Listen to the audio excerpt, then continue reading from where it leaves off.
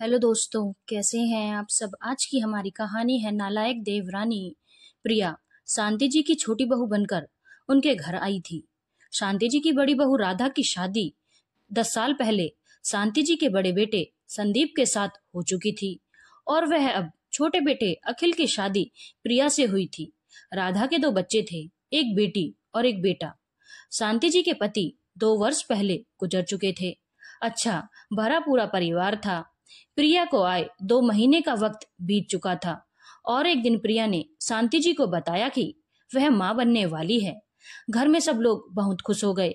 राधा भी बहुत खुश थी कि अब उसके बच्चों का एक छोटा भाई या बहन मिल जाएगा और उसके देवर अखिल का परिवार भी अब आगे बढ़ेगा। लेकिन करीब 1 महीने बाद ही प्रिया जोर जोर से रोने लगी और जब शांति जी ने उससे पूछा तो उसने बोला उसका मिसकैरेज हो गया। शांति जी तुरंत उसे लेकर अस्पताल गई, जहां डॉक्टर ने बोला कि अब बच्चा नहीं बचा है। शांति जी को समझ में नहीं आया यह सब कुछ कैसे हुआ है। खैर कुछ दिनों के बाद प्रिया दोबारा गर्भवती हुई थी, लेकिन इस बार भी करीब 2 महीने बाद उसने ऐसे ही रोना धोना शुरू कर दिया। और जब शांति जी ने उससे पूछा तो उसने बोला कि उसके पेट में बहुत दर्द हो रहा है। और जब उसे डॉक्टर के पास लेकर जाया गया तो डॉक्टर ने बोला बच्चा पेट में खत्म हो चुका है, तुरंत एबॉर्शन करना पड़ेगा। कुछ महीनों में ही प्रिया के 2 अबॉर्शन हो गए थे। शांति जी को समझ में नहीं आ रहा था कि दोनों बार प्रिया के साथ ऐसा कैसे हो गया। प्रिया ने अब घर में साफ बोल दिया कि मुझे तो लगता है बड़ी भाभी राधा चाहती ही नहीं है कि मेरा बच्चा हो, ताकि उनका इस घर में एक छत्र साम्राज्य चलता रहे। सुनकर शांति जी ने प्रिया से बोला यह कैसी घटिया बातें बोल रही है, पागल हो गई है क्या, क्या बकवास कर रही हो। राधा को किस बात की कमी है कि वह ऐसा चाहेगी। अच्छा खासा परिवार है, उसके 2 बच्चे हैं, उसका संदीप पति अच्छा खासा कमाता है, फिर वह ऐसा क्यों चाहेगी। अखिल ने भी प्रिया से यही बोला तुम्हारा दिमाग तो ठीक है, भाभी के बारे में ऐसी बकवास कर रही हो। प्रिया ने बोला जो जैसा दिखता है वैसा होता नहीं है। ऊपर से तो राधा भाभी ठीक दिखती हैं, पर क्या पता उनके मन में क्या हो, और क्या पता अंदर ही अंदर वह जलती हो मुझसे और नहीं चाहती हो कि उनके देवर का परिवार आगे बढ़े, ताकि इस घर पर सारे जमीन जायदाद पर उनका एक छत्र साम्राज्य बना रहे। शांति जी को प्रिया की बातें बहुत बुरी लग रही थी, क्योंकि राधा ऐसी नहीं थी। उन्हें बहुत अच्छे से पता था और राधा को भी प्रिया की बातें बहुत बुरी लगी। उसने पलटकर जवाब दिया अपनी जुबान पर लगाम लगाओ, तुमसे किस बात के लिए जलूंगी मैं, किस बात में हो तुम, न पढ़ाई में, न लिखाई में, न मायके वालों की अमीरी के मामले में, ना ही पति की कमाई में, किसी भी मामले में नहीं। जलने के लिए भी ना अगले की औकात हमारे बराबर होनी चाहिए। क्योंकि प्रिया ने बहुत ही गलत बात अपनी जेठानी के लिए बोली थी, तो राधा ने भी उसे मुंह तोड़ जवाब दे दिया और अपने कमरे में चली गई, यह बोलते हुए कि अगर गलती से भी दोबारा ऐसी बकवास अपने जुबान पर लाई तो भूल जाऊंगी कि अखिल और तुमसे मेरा कोई रिश्ता है और सारी हेकड़ी उसी वक्त निकाल दूंगी। प्रिया को राधा बहुत सीधी सादी लगती थी और उसे लगता था कि मैं कुछ भी बोलूंगी राधा रिएक्ट नहीं करेगी, क्योंकि उसने कभी राधा को रिएक्ट करते नहीं देखा था। इसलिए उससे उम्मीद नहीं थी कि राधा उसे ऐसा मुंह तोड़ जवाब देगी। सच यही था कि राधा एक सीधी सादी ही महिला थी, पर अगर कोई उससे सीधेपन का गलत फायदा उठाता तो उसे जवाब देना आता था। और शांति जी को भी यही पता था कि राधा बहुत अच्छे दिल की महिला है। पता नहीं क्यों प्रिया को उसके बारे में ऐसी गलतफहमी हो गई है। खैर उस वक्त प्रिया ने कुछ नहीं बोला, क्योंकि राधा का पलड़ा भारी था और वह चुपचाप अपने कमरे में चली गई। करीब 3 महीने के बाद वह तीसरी बार गर्भवती थी और उसने शांति जी को बताया। शांति जी ने बोला जब तुम्हें हर बार राधा के ऊपर अपने गर्भपात का इल्जाम लगाना होता है तो एक काम करो, इस बार राधा को बताओ ही मत कि तुम गर्भवती हो, ताकि तुम्हारे मन को भी शांति रहे। वैसे तो मुझे पता है राधा बहू कितनी अच्छी है, लेकिन मैं घर में फालतू का विवाद नहीं चाहती। लेकिन इस बार फिर 2 महीने के बाद प्रिया का मिसकैरेज हो गया और आनन फानन में अस्पताल जाना पड़ा। डॉक्टर ने साफ बोल दिया सब कुछ ठीक होते हुए बार बार मिसकैरेज हो रहा है कुछ ना कुछ तो आपके घर में ही गड़बड़ हो रही है, या तो खान पान में या तो देखभाल में, क्योंकि प्रिया के अंदर तो कोई कमी दिख नहीं रही। अब तो प्रिया ने घर में बवाल मचा दिया और सीधा सीधा राधा के ऊपर अपना बच्चा खोने का इल्जाम लगाने लगी, जिसे सुनकर राधा भी बौखला गई और बोली, हाँ मैं कोई बांझ हूं ना कि मेरे बच्चे नहीं हैं, इसलिए मैं तुम्हारे ऊपर टोने टोटके करके तुम्हारे बच्चे खा रही हूँ ताकि मेरी औलाद हो जाए। अरे बेवकूफ औरत, मैं पहले से 2 बच्चों की माँ हूँ, औकात नहीं है तुम्हारी कि मैं तुम्हारे मुंह भी लगूं। जब देखो तब अपनी फालतू की बकवास करने चली आती हो। लेकिन प्रिया पूरी तरह से पागल हो चुकी थी और उसका एक ही कहना था कि उसके बच्चे को राधा ही मार रही है, जिसे घर में कोई भी मानने को तैयार नहीं था, यहाँ तक कि खुद प्रिया का पति अखिल भी। अखिल का साफ कहना था कि 10 सालों से राधा भाभी इस घर की बड़ी बहू हैं, मैं उन्हें अच्छे से जानता हूँ, तुम्हारी इस बकवास को मैं कभी नहीं मानने वाला। हाँ मैं यह जरूर मान सकता हूँ कि तुम खुद कोई लापरवाही कर रही हो, जिसकी वजह से यह सब कुछ हो रहा है। प्रिया ने अब साफ बोल दिया, मैं इस राधा के साथ अब एक घर में नहीं रहने वाली। आप इस घर के हिस्से कर दो और मैं अपने हिस्से में रहूंगी। इस घर में 2 फ्लोर हैं, ऊपर किराएदार हैं, उनसे घर खाली करवाओ, मैं ऊपर जाकर रहूंगी और नीचे के फ्लोर में राधा भाभी रह लेंगी। मैं उनके साथ अब और नहीं रह सकती, आप लोगों को मेरी बात माननी ही पड़ेगी। इस पर राधा ने पलटकर जवाब दिया, अरे वाह, मेरे ही घर के हिस्से करवाने की बात हो रही है, कुछ पता भी है तुम्हें यह घर किसका है? बेवकूफ औरत, यह पूरा का पूरा घर मेरा ही है, ऊपर वाला फ्लोर भी नीचे वाला फ्लोर भी, इस घर की मालकिन हूं मैं, समझी ना? कि तुम्हारी सासू माँ कहकर राधा ने शांति जी की ओर देखा। शांति जी ने बोला, देखो प्रिया, यह घर मेरे बड़े बेटे संदीप ने बनवाया है, वह भी अपनी कमाई से, और यह घर राधा के नाम पर है, क्योंकि सीधी सी बात है, जिसके पति की कमाई है घर भी उसी पत्नी का उसके खुद के नाम पर होना चाहिए। तो इस घर का कोई हिस्सा नहीं हो सकता और ना ही मेरी राधा बहू को छोड़कर कहीं जाने वाली हूँ। पिछले 10 सालों से बहुत सेवा की है उसने मेरी और आगे भी करेगी। कभी उसने किसी के साथ बदजुबानी नहीं की। पहली बार देख रही हूँ तुम्हारे साथ उसे लड़ते हुए, और उसने बिल्कुल सही किया है तुम्हें जवाब देकर, क्योंकि तुमने कर्म ही ऐसे किए हैं तो जवाब तो मिलेगा ही। अब अगर तुम्हें इस घर में नहीं रहना है तो तुम इस घर से जा सकती हो और अपना इंतजाम कर सकती हो। प्रिया ने सपने में भी नहीं सोचा था कि वह घर राधा के नाम पर होगा। उसने अखिल की ओर देखा तो अखिल ने भी बोल दिया, माँ बिल्कुल ठीक कह रही हैं, यह घर भैया ने अपनी कमाई से बनवाया है और यह घर भैया और भाभी का है, इस पर मेरा कोई हक नहीं है। अब अगर तुम्हें इस घर में नहीं रहना है तो तुम्हें किराए के घर में चलकर रहना होगा, क्योंकि अभी मेरे पास इतना बजट नहीं है कि मैं अपना खुद का घर खरीद सकूं। प्रिया ने बोला, वह सब मुझे नहीं पता, मुझे अब इस घर में नहीं रहना, और कौन जानता है कि यह घर भैया की कमाई से बना है या तुम्हारे माँ बाप ने चुरा छुपा कर अपनी सारी कमाई भैया को दे दी। इस पर शांति जी ने बोला, वाह बहू, क्या इल्जाम लगाया है, तुम्हारे ससुर जी के ऊपर 5 बहनों की जिम्मेदारी थी, कभी जोड़ ही नहीं पाए, बहनों की शादी में ही सारे पैसे निकल गए, बस बिल्कुल बुढ़ापे में वह एक जमीन खरीद पाए थे जो कि आज तक वैसी ही पड़ी है, क्योंकि उसे बनवाने के लिए कभी उनके पास पैसे ही नहीं थे।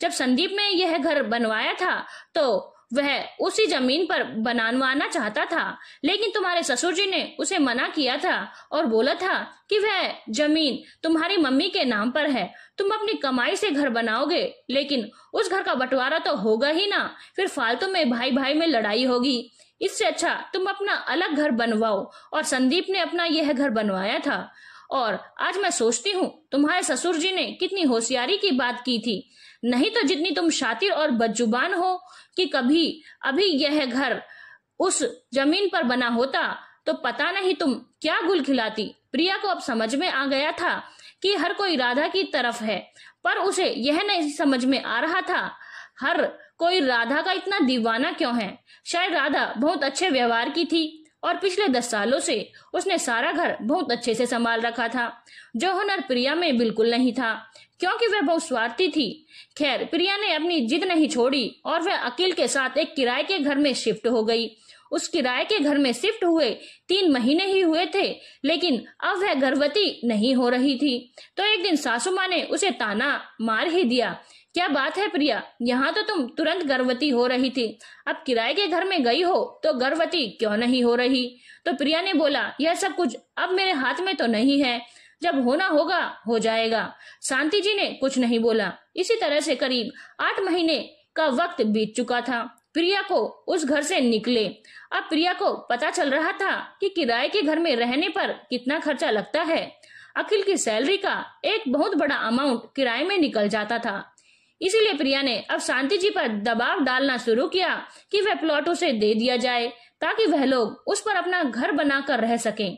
क्योंकि राधा भाभी और संदीप भैया के पास तो पहले ही अच्छा खासा बड़ा घर है, लेकिन शांति जी का साफ कहना था ऐसा कभी नहीं होगा। वह प्लॉट अखिल के पिताजी का है जो मेरे नाम पर है, और उस पर मेरे दोनों बेटों का हक है। मैं कैसे उसे तुम्हारे नाम पर कर दूं। अब प्रिया एक दिन घर आ गई और उसने राधा से बोला, भाभी आपके पास तो इतना बड़ा अच्छा खासा घर है, किसी बात की कोई कमी नहीं है, मम्मी से बोलिए कि वह प्लॉट हमें दे दे, हम उस पर अपना घर बना लेंगे तो हमारी दिक्कत थोड़ी कम हो जाएगी, क्योंकि प्लॉट लेकर घर बनाना तो बहुत महंगा पड़ेगा। प्रिया को लगा था उसकी चिकनी चुपड़ी बातों में राधा आ जाएगी, लेकिन राधा ने साफ बोल दिया, यह सब कुछ अपनी कड़वी जबान खोलने से पहले सोचना चाहिए था, तब तो शायद मैं इसके लिए तैयार हो जाती, पर अब तो बिल्कुल नहीं। इतना गंदा और घटिया इल्जाम लगाकर तुम इस घर से निकली हो, तो तुम्हें क्या लगता है मैं इतनी आसानी से इस बात के लिए मान जाऊंगी। वह जमीन पापा जी की खरीदी हुई है और उस पर दोनों भाइयों का बराबर का हक है। जब वह जमीन बटेगी तो अपना हिस्सा ले लेना, और अभी हमें कोई जरूरत नहीं है उस जमीन को बांटने की, बाकी मम्मी जी जाने। शांति जी ने भी साफ बोल दिया, मैं अपने जीते जी वह जमीन किसी के नाम नहीं करने वाली, मेरे मरने के बाद तुम दोनों आपस में बांट लेना। ठीक है राधा बहू, मेरा बहुत ख्याल रखती है और मुझे पूरी उम्मीद है कि आगे भी रखेगी, लेकिन फिर भी मेरे हाथ में करोड़ों का एक प्लॉट है, अगर मैंने उसे भी अपने हाथ से निकाल दिया तो क्या पता कल को तुम दोनों बहू मुझे पूछो ही ना। और फिर शांति जी ने भी अपने कमरे में चली गई। प्रिया को समझ में आ गया कि उसकी दाल नहीं गलने वाली, और वह बड़बड़ाती हुई वहां से चली गई। अब राधा के घर में पेंटिंग का काम होने वाला था और प्रिया जिस कमरे में रहती थी उस कमरे की सफाई हो रही थी। साफ सफाई में प्रिया के कमरे से काफी ज्यादा मात्रा में गर्भ निरोधक गोलियों के पैकेट मिले थे, जिससे साफ पता चल रहा था कि प्रिया लंबे समय से गर्भ निरोधक गोलियां ले रही थी, और अगर वह गोलियां ले रही थी तो उसके बार बार मिसकैरेज कैसे हो रहे थे।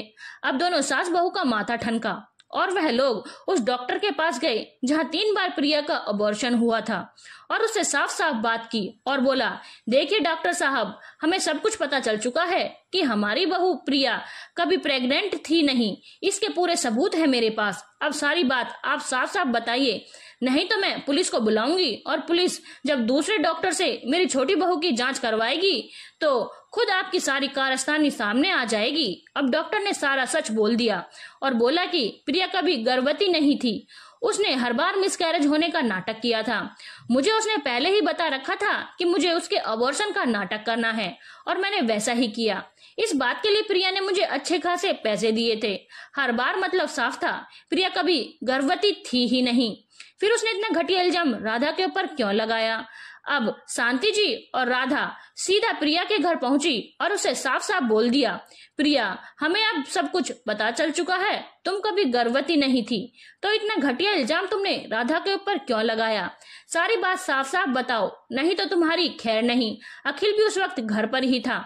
उसने अपनी माँ और भाभी से बोला, यह आप कैसी बातें कर रही हो, बस मुझे यह जानना है कि इसने राधा के ऊपर इतना घटिया इल्जाम क्यों लगाया। अखिल भी हैरान था यह सब कुछ देखकर, क्योंकि उसे कुछ भी अंदाजा नहीं था इस बात का। अब प्रिया को समझ में आ गया, उसकी सारी पोल पट्टी खुल चुकी है, क्योंकि राधा ने बोल दिया था वह दोनों अभी उस डॉक्टर से मिलकर आ रहे हैं जिसने हर बार प्रिया का अबॉर्शन किया है।